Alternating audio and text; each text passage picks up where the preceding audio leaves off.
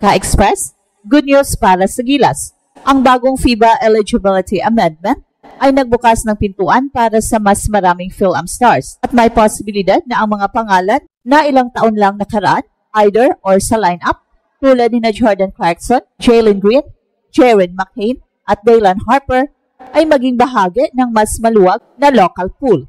Ang Central Board ng FIBA sa kanilang meeting nitong December 5, inaprubahan ang pagtaas ng cut-off age para sa passport acquisition mula 16 patungong 18 at inayos din ang proseso sa National Status Determinations para sa parehong 5x5 at 3x3. Ito ang pinakamalaking technical change na direktang makaapekto sa mga PhilAm cases. Hindi naman automatic na magiging local agad ang sinumang may dugong Pinoy. Ang pinakahamalagang issue ay kung retroactive ba ang application ng bagong rule o paano ito i-interpret ng FIBA sa specific na kasong may naunang desisyon. Halimbawa, si Jordan Clarkson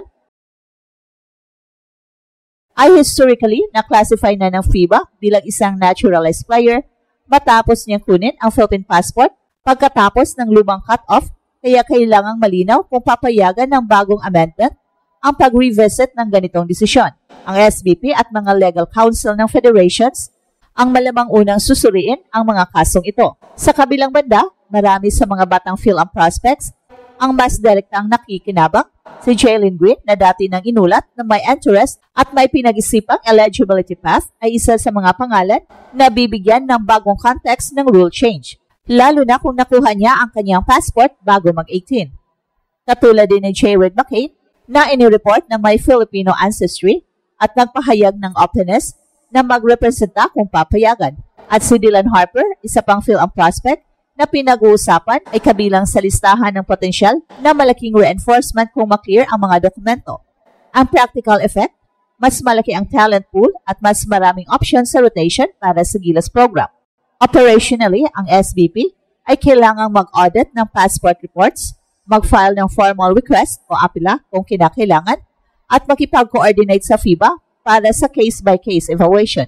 Habang nagiging mas promising ang horizon, mahalagang stress, final eligibility still rest sa FIBA interpretation, documentation timing, at anumang transitional provisions na ipapatupad ng Central Board. Well, sa madaling salita, malaking hakbang ang rule change na ito para sa Pilipinas, pero ang tunay na epekto sa lineup ng Gilas ay malalaman lamang pagkatapos ng technical reviews at official na rulings mula sa FIBA.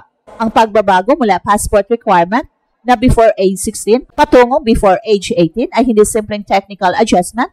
Ito ay game changer na pwedeng magbago sa buong future roster ng ating national team.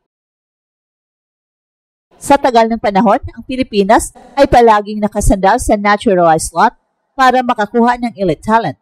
Pero ngayong mas maluwag ang criteria, mas maraming PhilAm stars ang may mas clear pathway patungo sa local status, isang advantage na wala sa ibang countries sa Asia. Mas marami ang eligible na homegrown with heritage talents. Kung dati ay maraming PhilAms ang hindi pwedeng ituring na local dahil nakuha nila ang kanilang passport after 16, ngayon mas marami ang papasok sa threshold. Ang mga batang lumaki sa US na may Pinoy parent o lolo o lola pero nahuli sa pagkuha ng passport ay maaari nang maging non-restricted players kung nakuha nila ang passport bago mag-18. Napakaliking bagay nito dahil maraming PhilAm prospects ang lumalabas sa NCAA, G-League Ignite at high major collegiate programs na sakto ang edad sa bagong role. Biglang hindi na kailangan ng Pilipinas mag-antay ng naturalized approach. May pagkakataon ng kunin sila bilang local basta pasado sa documentation at FIBA confirmation. Mas lumalaki ang potential player pool ng Pilipinas.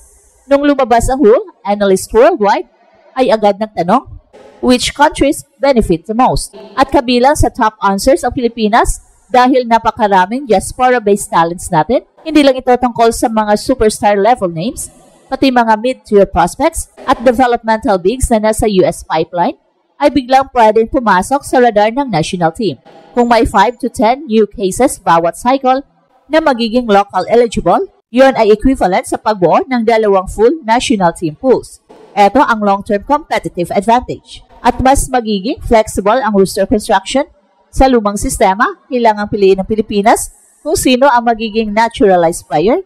Madalas na uwi sa mahirap na desisyon. Jordan Clarkson ba? Justin Brownlee ba? May bagong candidate ba? Pero ngayon, may posibilidad na magiging local ang ilan sa mga star-level fill-ups. Ang Pilipinas ay pwedeng humawak ng elite guard o wing bilang local, habang ginagamit ang mga naturalized slot para sa isang pure big man o ibang possessional need. So, ibig sabihin, hindi na limitado ang Gilas sa one superstar only, pwedeng mag-field ng multi-star lineup legally.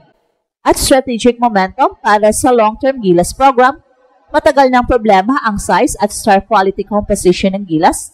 Sa international play, ang bagong rule ay nagbibigay ng pag-asa ng rooster na mas athletic, mas balanced, mas may firepower at mas kayang sumabay sa Oceania Powers. Kung dati ay tinitingnan lang natin ang future na may isang superstar, ngayon pwedeng 2, 3 o 4 at hindi masisira ang naturalized slot. At unahin natin ang pinakamalalim na epekto. Matchup nightmare ang Gilas sa kahit anong top-tier national team kapag pinagsama mo ang Clarkson, Green, McCain, Harper, Kembao, Edo, Abando, Fajardo. Hindi lang basta star power ang meron ka. Meron kang balance na matagal nang kulang sa atin. Si Jordan Clarkson, ang creative scorer. Si Jalen Green, ang elite shot maker at athletic wing defender. At si McCain, ang two-way point guard na kayang mag-control ng tempo. At si Harper, ang physical slasher na may NBA ready build. So, ibig sabihin, bawat weak point na dati nating problema, ball handling, perimeter defense, spacing, and late game shot creation ay biglang mawawala. At dito pa lang, marami ng FIBA analyst ang tatayo dahil bihira ang national teams na may 4 na world-class perimeter players na parehong explosive at discipline. Kahit ang Australia na may NBA level rooster ay susurpresahin ng ganitong all-Filipino powered firepower. So tumungo naman tayo sa big men sa ilalim ng kombinasyon ni Jumar Fajardo, AJ Edo at Kevin Kembao